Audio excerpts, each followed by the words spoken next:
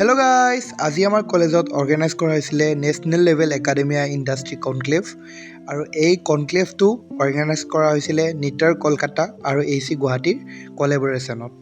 আজিৰ কনক্লেভৰ টপিকটো আছিলে ইণ্টিগ্ৰেটিং sustainability, ৰেজিলিয়েঞ্চ and technological innovation for বিকশিত ভাৰত 2047। আফটাৰ দি ডিছকাশ্যন ছেশ্যন আমি লাঞ্চ কৰিবলৈ গ'লোঁ। তাৰ কাৰণে কলেজে গৈছিলোঁ বৰঠিত বেষ্ট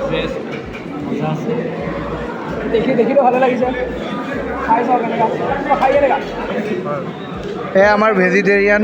মই ট্ৰাইলটো মাৰিম চাই লওঁ চবে মালাই কফটা বস্তুটো ভাল হয় কিন্তু ঘৰৰ নিচিনা নহয়। ছেকেণ্ড হাফত কনক্লেভৰ আণ্ডাৰত কেইটামান কম্পিটিশ্যন অৰ্গেনাইজ কৰা হয়, যেনে poster competition, model making competition et cetera. তাৰপিছতে আমাৰ এটি সৰুকৈ কালচাৰেল ইভেণ্ট অৰ্গেনাইজ কৰা হয়।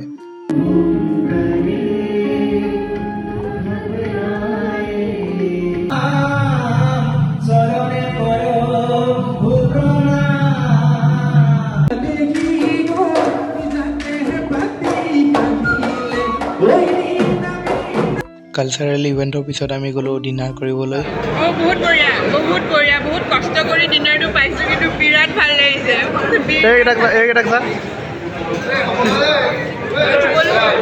আমাৰ জুনিয়ৰ